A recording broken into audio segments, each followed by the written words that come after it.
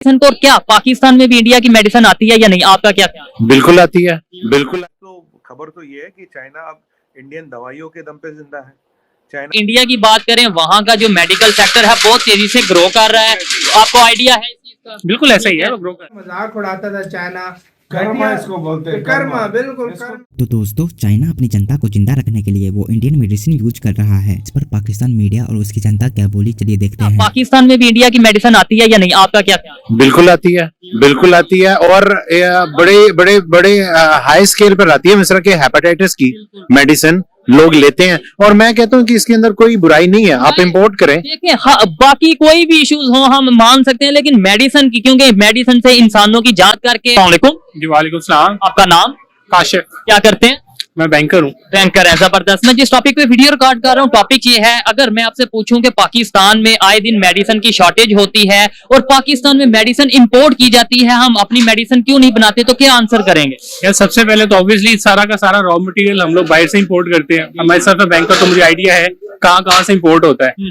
दूसरी बात ये कि यहाँ पे वैसे हमारे अपना मैन्युफैक्चरिंग यूनिट्स तो अच्छे हैं, ठीक है। स्टेट ऑफ द आर्ट भी जो है यहाँ पे इक्विपमेंट लगा हुआ है। यहाँ पे मेडिकल की जो कंपनीज हैं, मेडिसिन बनाने वाली कंपनीज, वो यहाँ से अपनी शिफ्टिंग क्यों कर रही हैं? कभी हम सुनते हैं पैनाडोल शॉर्ट हो गई, कभी हम सुनते हैं डिस्प्रिन शॉर्ट हो गई, मतलब ये बेसिक में। अभी तो रिसेंटली अगर आप देखा जाए तो जिस तरह की इंपोर्ट ड्यूटीज और जिस तरह की मतलब अभी जो कि गवर्नमेंट के जिस तरह के इनिशिएटिव्स हैं, इंपोर्ट का ऊपर टोटल बैन लगा हुआ है, ठीक है। तो ऑब्वियसली एक तो शॉर्टेज यहाँ पे ऑटोमेटिकली हुआ हुआ है रॉ मटेरियल्स का, जिसकी वजह से जो है ना, अगर आप देखेंगे वो मेडिसिन महंगी भी हो रही है, और दूसरा ये है कि यहाँ पे उसका अपनी मैन्युफैक्चरिंग कॉस्ट भी जो है वो इंक्रीज हुई जा रही है। ठीक है, ये तो बात है जी, हम कैसे मंगवाते हैं, कहाँ से मंगवाते हैं, क्यों मंगवाते हैं। अगर अपनी बनाने की, बांग्लादेश की बात करें, वो बहुत ग्रो कर रहे हैं। इंडिया की बात करें, हमारा नेबर कंट्री है, उनकी मेडिसिन इंडस्ट्री या फार्मास्यूटिकल इंडस्ट्री बहुत तेजी से ग्रो कर रही है, उसकी क्या वजह?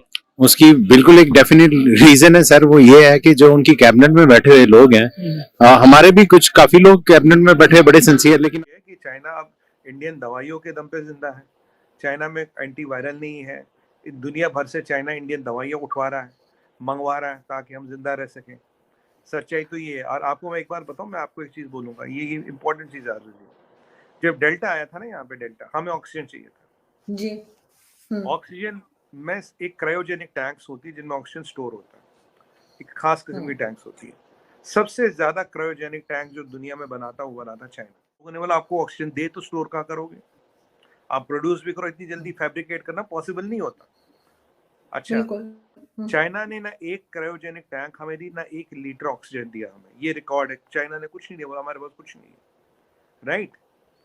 मंगोलिया जैसी छोटी कंट्री से हमें आधा जहाज भर के ऑक्सीजन सिलेंडर और कंसंट्रेटर आए, हर कंट्री ने हमें भेजे except People's Republic of China. आप देखिए इनकी फितरत ऐसी है।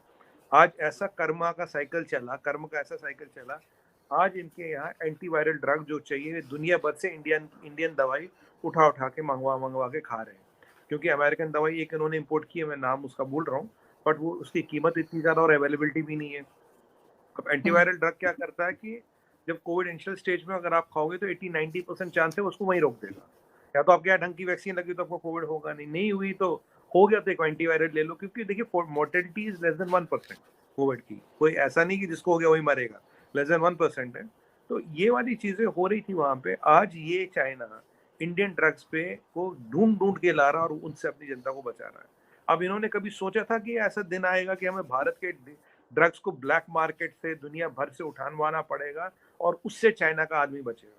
और उसी भारत को हमने ऑक्सीजन दिया, ना ऑक्सीजन सिलेंडर दिया, ना एपीआई दी, और पूरी कोशिश की कि भारत में ज्यादा से ज्यादा डेथ हो और दुनिया भर में ज्यादा से ज्यादा डेथ हो। ये उन्होंने पूरी कोशिश की थी, क्योंकि इन्हें पता था भारत 146 कंट्रियों में दवाई दे रहा है, 120 कंट्रियों में वैक्सीन दे रहा है। बात करें, वहाँ का जो मेडिकल सेक्टर है बहुत तेजी से ग्रो कर रहा है, आपको आइडिया है?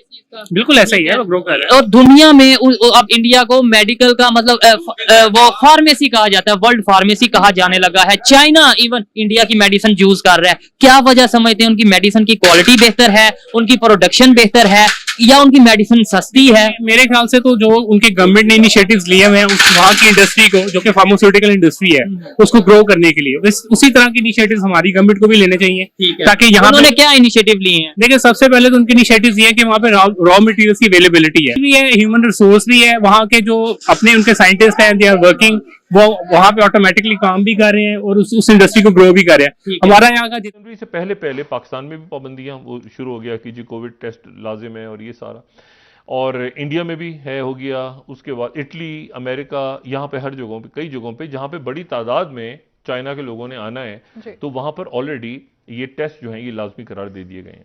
पाबंदी नहीं लगी लेकिन टेस्ट और उसके बाद क्वारंटाइन के जो सारे ये शुरू हो रहा है। और ये बात मैंने पहले भी की थी कि इसकी ट्रांसमिशन तेज है, लेकिन इसका जो दूसरा इफेक्ट आ रहा है इसका जो इस वेरिएंट के असरात दिमाग पे, ज़हन पे होते हैं। और एजिंग ऑफ ब्रेन वाली जो बात है, वो एजिंग ऑफ ब्रेन यानी कि आप को नजर नहीं आ रहा, बात भूल रहे हैं। 20 साल का बच्चा है तो 80 साल की उसकी जहन हो गया, एग्जैक्टली।